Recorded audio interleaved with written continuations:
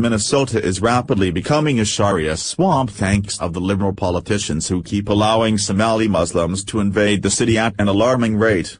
Muslim migrants in this city have attempted to set up Sharia zones in the past, and once thriving American neighborhoods have now been completely transformed into cesspools of crime, where white women are constantly threatened with rape and violence. Ever since Justine Damon was gunned down in cold blood, the local Somali Muslim community have grown excessively cocky, realizing that they can pretty much do whatever the hell they want. A favorite location for Muslims to torment the local populace as of late has become the Mall of America.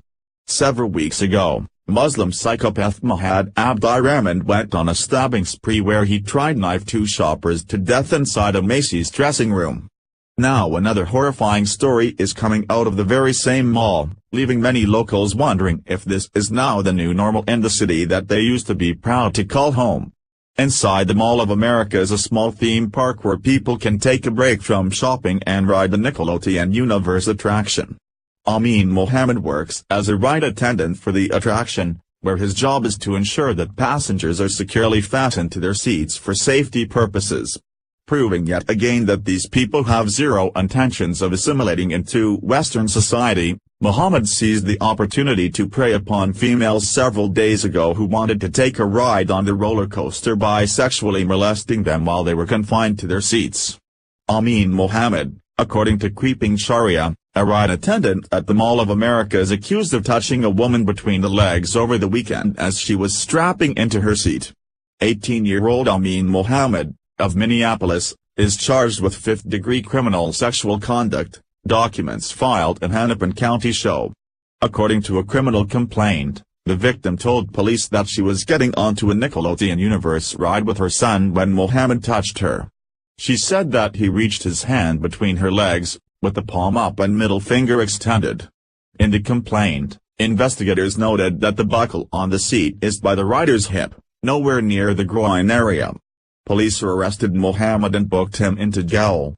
If convicted of the criminal sexual conduct charge, he faces a maximum penalty of 1 year behind bars and/or a fine of $3,000. The Sharia Swamp that Minneapolis has been transformed into falls directly on the shoulders of the city's Muslim-loving mayor, Betsy Hodges. Following the death of white woman Justice Damon, who was killed by the very same Muslim police officer that Hodges fast-tracked to the police academy, the Islam-pandering woman has been on a warpath against the local community. She recently set up an anti-blasphemy hotline in her city so the Somali migrants could call and report on anyone who harassed them or spoke negatively about Islam. Muslim-loving mayor, Betsy Hodges snuggles her Muslim left and establishes an anti-blasphemy hotline. What's equally disturbing is that Minneapolis is becoming a hotbed for human trafficking. Hundreds of women and children are disappearing off the streets at an alarming rate, with 74 abduction cases just this year, leaving the FBI and local authorities completely frazzled.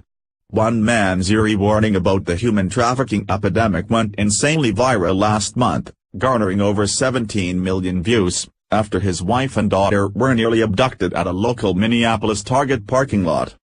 Ali says he frequently sees vehicles mysteriously parked at the back of dark parking lots, where this pack of human traffickers go around town scouting for people to abduct. So I'm sitting here at the Target on Michigan Avenue and Beck Road, and I think it's important to do a little live video on it and bit of awareness because my wife was here shopping the other day with my youngest daughter. This human trafficking thing has become very common for women and children shopping at grocery stores, department stores, anything of that matter. It's absolutely sickening what's going on right underneath our noses as liberals keep advocating to bring more of these third world country savages in, as the startling love affair between the left and radical Islam continues. Muslim migrants continue to prove to us that they have no intentions of assimilating into Western society, and with these anti-American morons flooding cities at an unprecedented rate, attacks on infidels will sadly become the new normal in places like Minneapolis.